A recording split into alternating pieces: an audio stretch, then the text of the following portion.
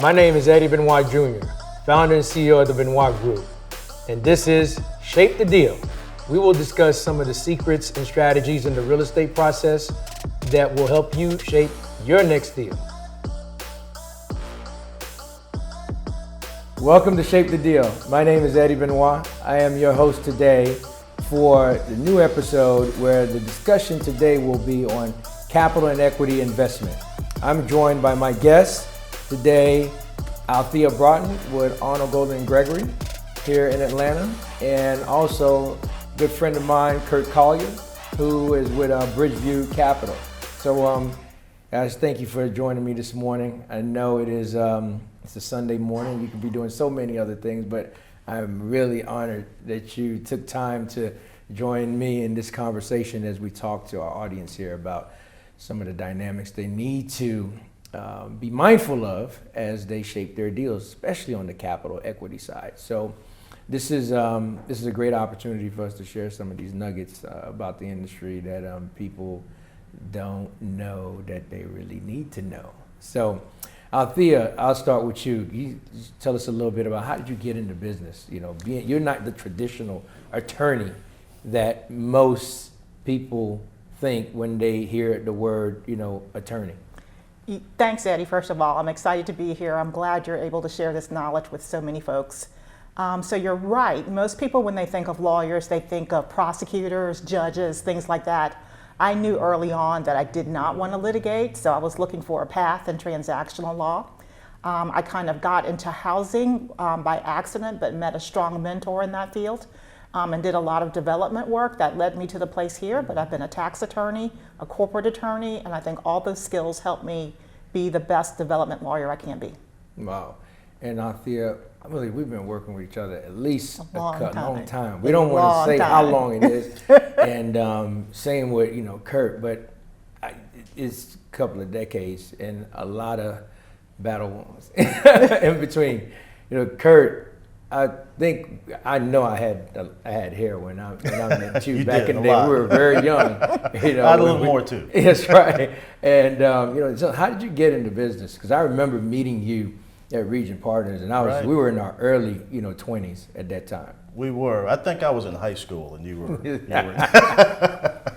Yeah, we were in our early 20s, and I was a banker at the time, as you recall. First Union, At First Union, and we were working on a deal together, and that really feeds into really the path that I took, really to become an entrepreneur and self-employed in this field. Is I let corporate America teach me. Coming out of school with a finance degree, I got into a very good management training program because I wanted to go into commercial real estate, but I didn't really know much about it. As we discussed before, growing up, my experience with the real estate with professionals were people who sold houses. And I didn't know, that it extended beyond that into so many other different industries kind of within the larger commercial real estate industry. So I let corporate America teach me and show me kind of everything that was available in commercial real estate. And so I think we worked on Tower Place 200, if you remember that deal. That's right. Yes. I can still remember that loan. That was a $30 million loan. That was 25 years old building it, and here you walk in with David Collier, and I'm like, okay, this is a brother that's building a deal, and so I was impressed, and I think that, I spent the next 10, 15 years after that kind of continuing to grow my network in commercial real estate, and then when the recession hit in 2008, I did something really important that I would like to focus on, is I took a risk. I'd saved money. I'd built a network, I developed a knowledge of the different industries, and I decided to go out on my own and try to, I principled some deals starting out, and then later on I started raising capital on the debt side and on the equity side for commercial real estate deals, and so here I am now. Wow. And you went to Penn, right? I went to Wharton, UPenn, yes. And where'd you go, Althea? I went to University of Virginia for law school. Okay, UVA, and I'm a University of Florida, guy myself down in the South. And for me, I've always wanted to be in the commercial real estate development business. I would ask you, Kurt, when you're underwriting a project, you're looking at whether you should invest capital in it or not. What are the key factors that you look for, with that sponsor, that developer?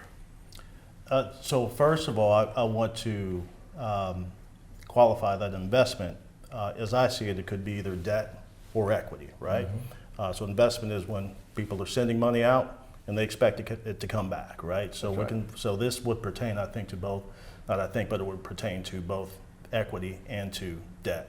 But the first thing that I would highlight is that it all starts and it stops with people, getting in bed with the right people. And we've all heard that, but you've heard the old saying that I've heard said and I've heard many times in the industry: if you can invest in a good deal with a bad person, and you will have a bad investment, right? That's right. And so, to go a little deeper with that, then, starting with people, but those people have to act with integrity. They've got to be honest. Unfortunately, we live in a world where there are too many people who don't do what they say they're going to do or misrepresent things. And as we all know, that those are recipes for bad deals and bad investments. Then beyond that, what I would look for is, does the deal make sense? When you're underwriting the deal, let's take an apartment project, for example.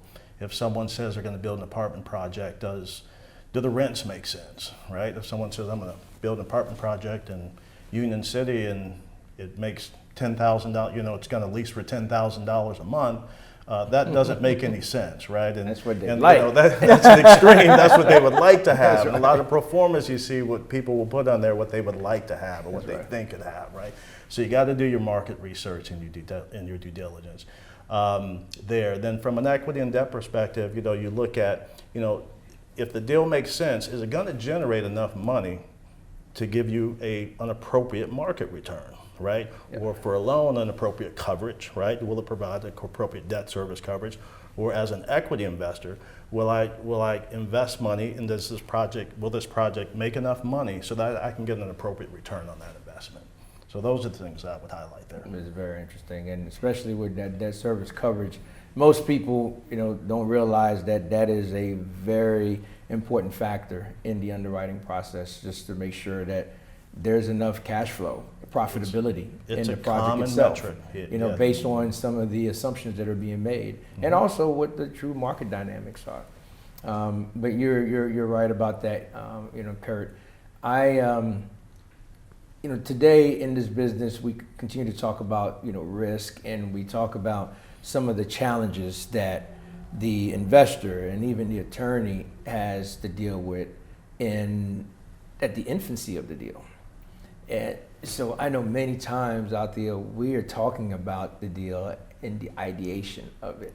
I'll call you and say, this is what I'm thinking about. It's never been done before. I'm like, hey, are you sitting down? And you're like, okay, Eddie, all right. Okay, where are we going? But Althea, how many times do you find yourself having to advise a client not to do a deal that they're so enamored with and believe it's really a great deal? Now, that's a great question, Eddie. It's interesting because I think lawyers have a certain set of risk tolerances, which I think is why we're all lawyers. And I think developers have a different set of risk tolerance. So I think usually in my conversations with developers, it's not so much I wouldn't do this deal. I feel like my job is to actually say, are you aware of these risks? Lay them all out.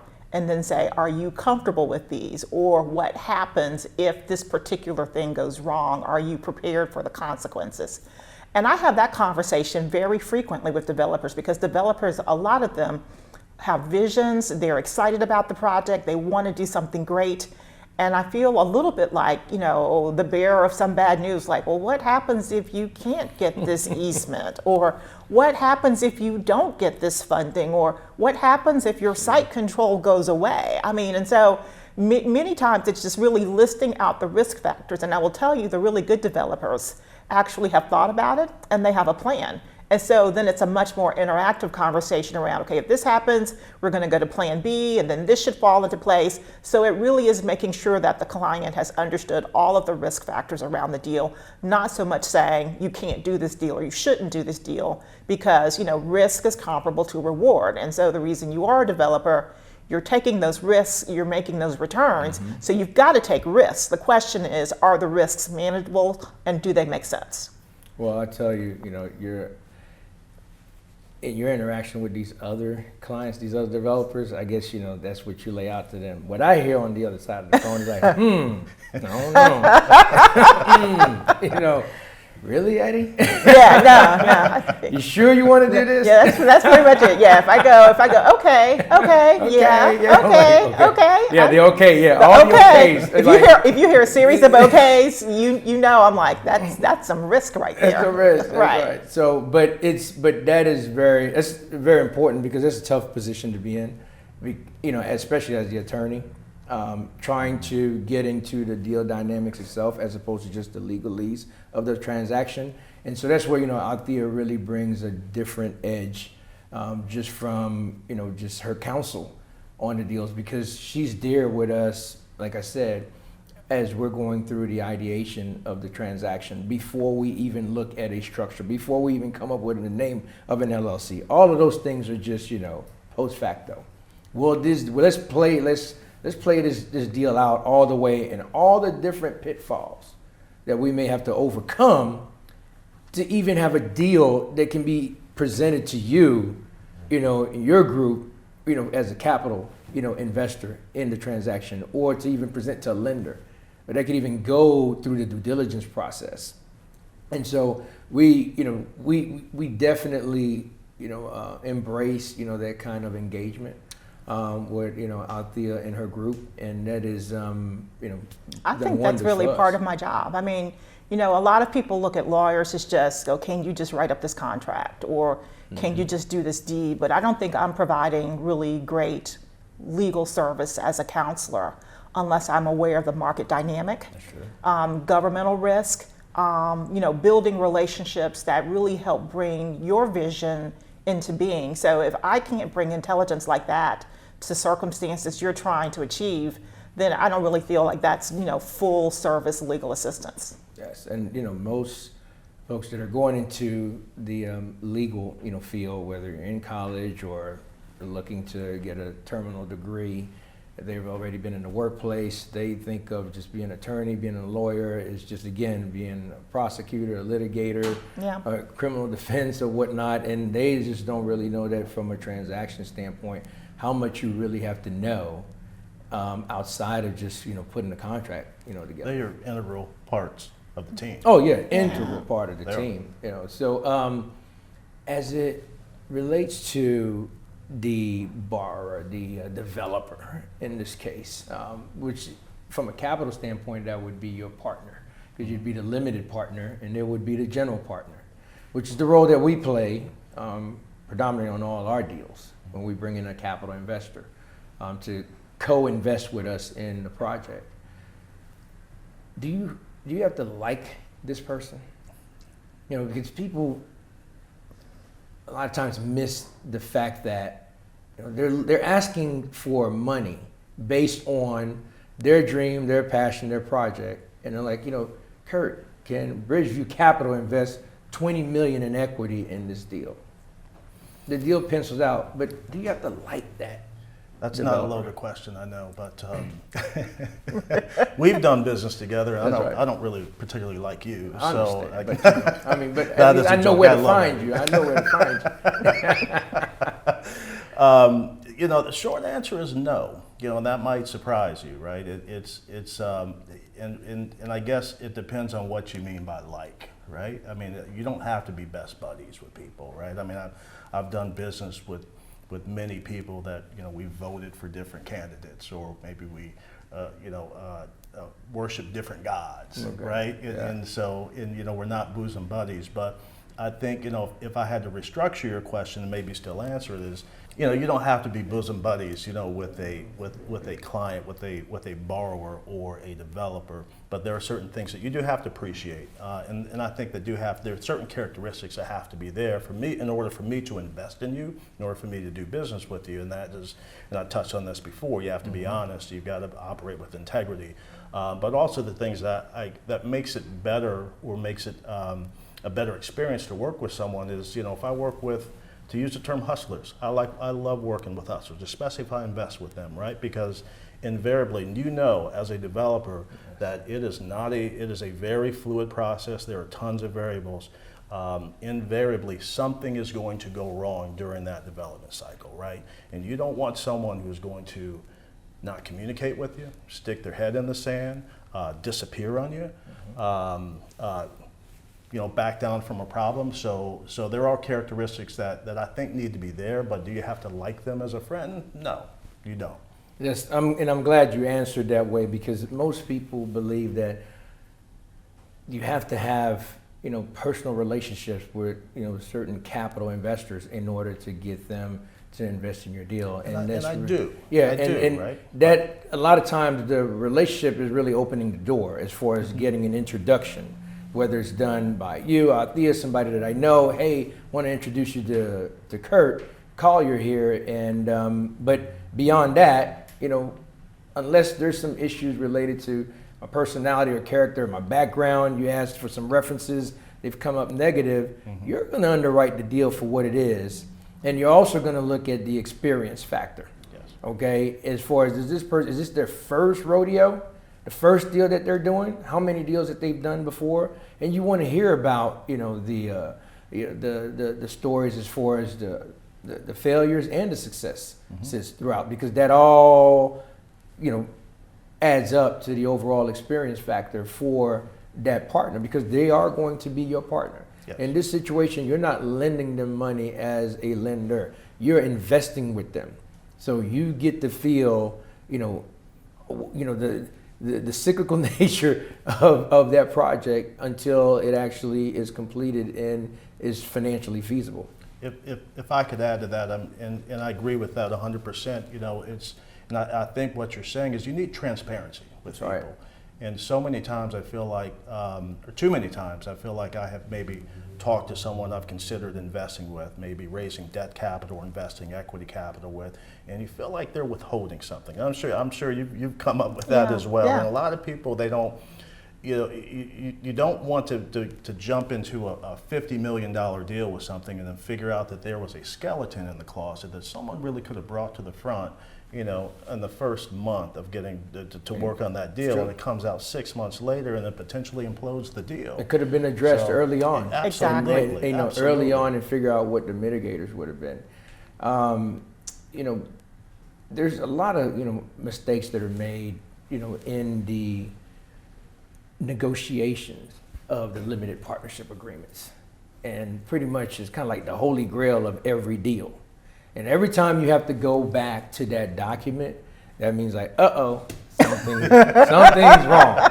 Something's wrong. Let's go back to that document. That's right. When I find myself looking, right. 100-something pages, and you're like, okay, how do I get to that? And you're down to this one paragraph, and you're down to this one sentence, and now it's a matter of interpretation. Right. Yeah. And Althea, how many, what are some of the common mistakes that you see, developers, make in these limited partnership agreements with capital investors that are repetitive? Sure, Eddie. I mean, I think to the point that Kurt made, your capital, that's like a relationship. And you want somebody who trusts your capabilities, trusts your abilities to perform, and invariably something will go wrong. But what I'm seeing really is initially a lot of people look at a term sheet. So you'll get an LOI. And it'll have a couple of basic points. But what I see a lot of developers doing is if something is important to them, they're not raising it at the LOI stage. If it's really important to you, you need to be saying up front when people are quote unquote courting you, when they're sending you those LOIs, you need to say, it is important for me to get X. Mm-hmm. It is important for me to exit this way. It is important for me to get this type of distribution. So, early on, make sure you are explaining to whoever your capital partner is what your wants are and getting them memorialized in an LOI. I think the other thing people don't think about really is just the exit strategy. I actually participated on a panel a month or two ago where there was a developer, there was a equity investor, there was an accountant, and the equity investor essentially said, don't worry about the exit strategy now, we'll figure something out. And I was like, no, that is not what you do. What you want for your client is to actually know what your exit strategy is and how that gets memorialized in the documents so that when time comes to exit, you are actually executing on your plan or you have leverage so that you can go and get a better deal for yourself. So sort of, pretending like things will be fine at the end, things change, people change, environments change, markets change. You need to make sure you're covering all those eventualities in your documents. The other thing I think of is just, for me, those documents are a matter of making sure, the developer has the control that they need to do what they need to do. So you don't want to check in, no disrespect to investors, but you don't want to have to check in all the time to do things to get your project moving forward. So that's why it's important to have a relationship of trust, so that you're not spending time going, okay, can you approve this change order? Oh, can I go get this easement? Oh, we want to distribute this money. Oh, we need to pay this fee. It really should be, here's our money. We trust you to do a good job for it. There are certain guardrails, obviously, but developer, move forward, build the project that we expect you to build. All right, I definitely agree with that. Can I add one thing? Because As the investor, I have to. Right. Even as an investor, but just working on so many transactions on the lending side and on the investing side over the years, and I know you'll agree with me 100%, both of you will, is that you will never come up with an operating agreement or a loan agreement that is going to cover every single scenario of something that could possibly go wrong, right? The attempt is to try to cover a lot of them, but invariably something is going to happen that really you don't really have a guide to an answer to it in the operating agreement. And so that is where, going back to your earlier question, though, I think it is imperative that not necessarily that you like the people, but that you have a good working relationship with them, right? Because you have to be able to negotiate and work through and communicate through problems as they will come up if you do not have a roadmap and the documentation around that transaction. That's true. And you talk about the LOI stage, which is the letter of intent. For us, we make sure that we look at that as the point of entry in the deal. So we're very anal about the terms, as you know, in that document, even though it's non-binding. Right. But anything that needs to surfaces at that time, because as we focus on our entry into the project, we're also focusing on our exit of the project. So the terms of that letter of intent, the LOI, cover both stages of the project itself. And the devil is always in the details, as you know. And most developers, whether new, young developer experience, they're so excited about the project, the transaction, they can't wait to put a shovel in the ground, that they're like, okay, we'll deal with that later. Oh, we'll be okay, because they want the money. Yeah. How quick can I get this commitment and fund? And you can get a commitment, but it still has to fund that closing. Right. So just because somebody signed on the dotted line, Kurt says, okay, everything, we've done our underwriting and we're ready to move forward, and you get to closing, pre-closing, to find out some of the things that were misrepresented, you're not going to fund. Right. That's right. I mean, I think you make a point. Just like, developers have reputations, investors, capital, they have reputations too. You want someone who's going to be able to fund quickly, to do what they say they're going to do, and you want someone who's not, quote unquote, a vulture fund, someone who's not trying to take over your project if you have a misstep, which goes to Kurt's point about the relationship. Not just your project, your company, or your personal life. Right. Your house. Yes, Right. everything. Right. Yeah, unborn children, your grandchildren. That's right. I'd like to move into another topic, which deals with, the deal breakers. What are some of your deal breakers in capital investment? Kurt. So if, with respect to kind of the way the deal is structured, I would answer this from an equity standpoint. It's if there are issues that come up that unfairly shift the risk from the sponsor or GP to the LPs, or unfairly shift the profitability or the remuneration to the LPs, those are typically the deal breakers, or also control provisions.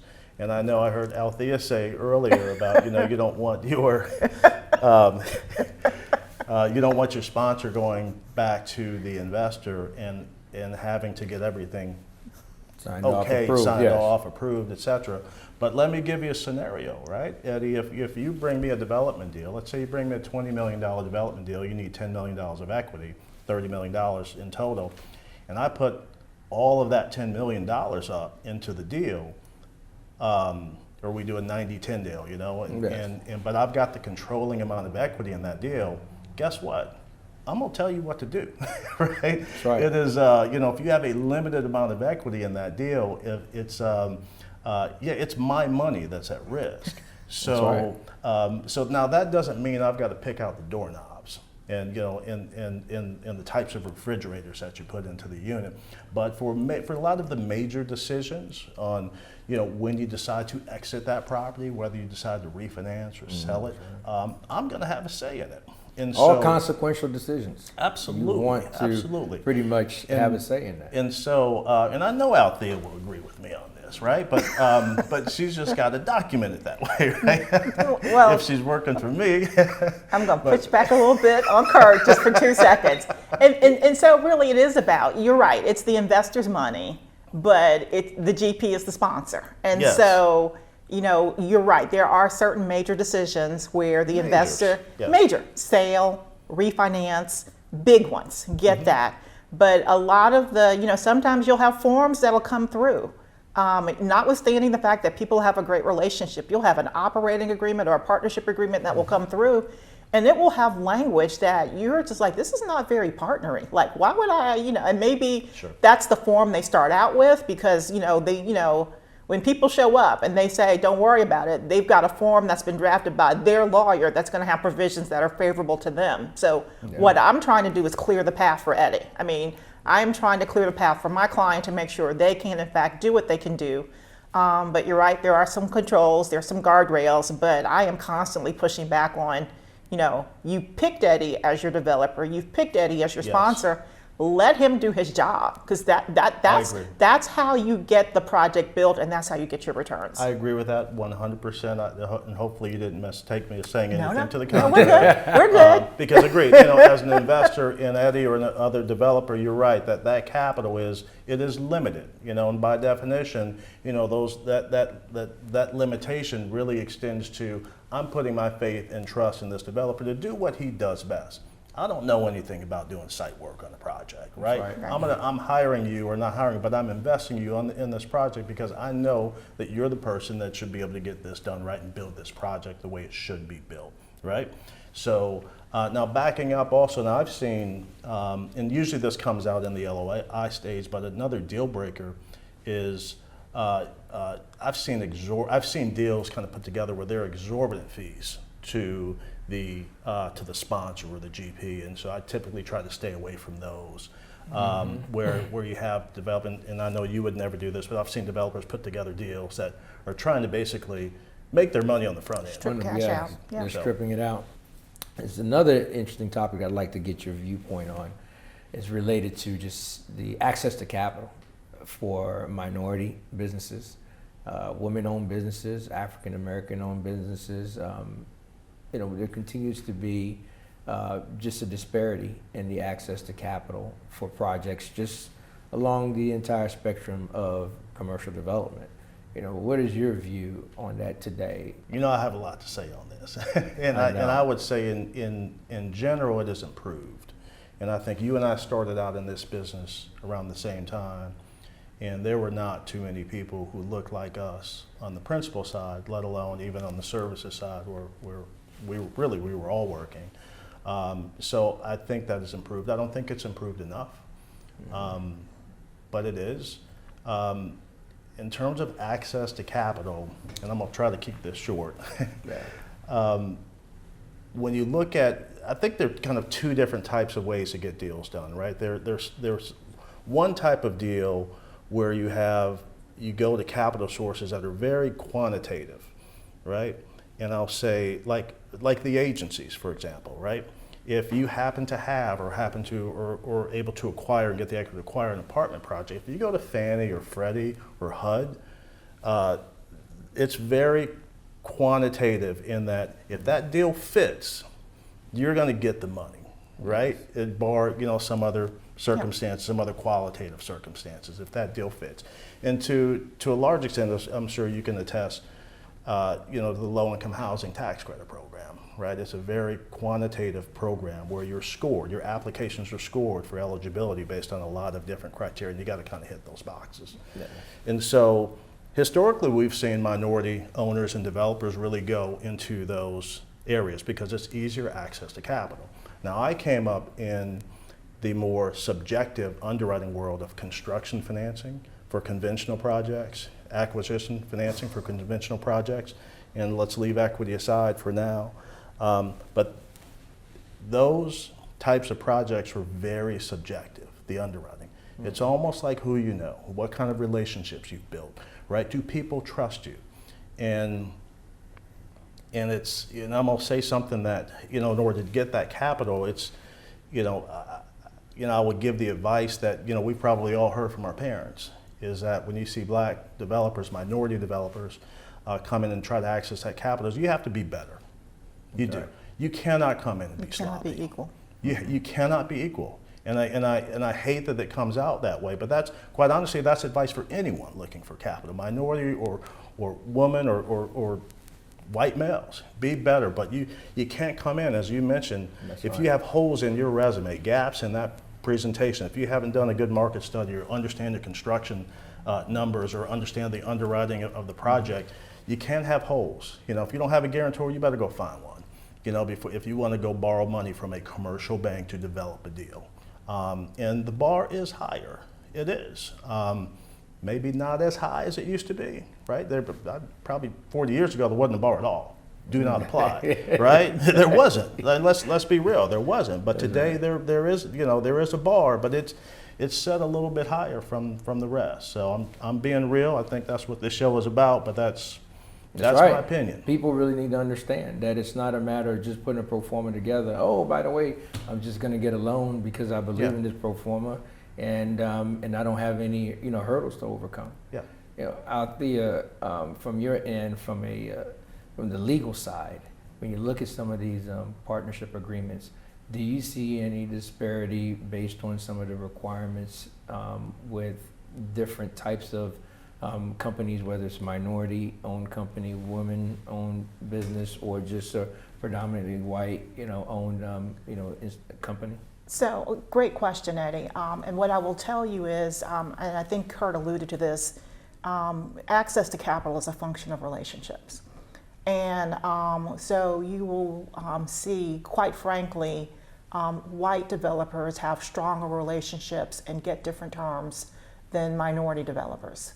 And you'll see that when you're having the negotiations, you'll see that as the negotiations are moving forward. And so you'll have a conversation with your client and you'll say, I see these 4 issues in your document, these are things that we'll need to address. And then so we'll have a little pre-call, and then we'll have a conversation with the lender or the investor. And sometimes the outcome and the approach of the lender and investor is very different based on that relationship. So Kurt's right. I think you cannot just think you've got a good project that pencils out on paper. It's always a function of relationship. And where you may not have the strongest relationship, you just have to make it up in quality of everything else. And that's the push you have to make. I do see, now, in the past year or so, more and more funds trying to get dollars out to MBEs and WBEs, but that's a relatively recent phenomenon. Yes. And I think Kurt's point is dead on. I think the reason why we see so many minorities concentrated in government-sponsored or government-funded, GSE type programs is because it is not so much the relationship, but just the profile of the project itself. Interesting. Well, this has been some, good discussion here. I mean, we can go on and on, as you know, about this topic. But I would love for you to leave some takeaways, for our audience. Just what would be the top 2 or 3 things that you would want them to adhere to as they're shaping, their deal. Althea? Sure. Okay, so not a commercial for me, but get your lawyer involved early. Because your lawyer, if you have a good relationship with a lawyer who's really, knowing what they're supposed to be doing, they're going to give you insight on market, they're going to give you insight on deal, they're going to give you insight on structure, and not just paper whatever you want them to paper. So get them early on so you can sort of mitigate the risk. Secondly, I would say, build the relationships that you need to build to get your projects done, and that's going to take time. So, as you put your deal together, ask questions, meet with people, meet with several people, meet with different capital sources, and ask them difficult questions, because that's the way that you'll get to understanding how your deal can be put together. Right. Kurt? Well, Eddie, the takeaway that I would like to leave to the viewers is your most valuable resource, the most valuable resources, as you're pursuing a deal, are your time and whatever limited capital you have, right? I had an old client tell me something I never forgot. He said, the best deal that I ever did was the one I didn't do. You have to manage that time and your resources very judiciously, because if you waste them and you put them in the wrong deal also, it could be catastrophic, right? If you go and chase and by happenstance you get that deal done, and it's a deal that shouldn't be done, it can take you out. It can take you. It could be catastrophic to you financially.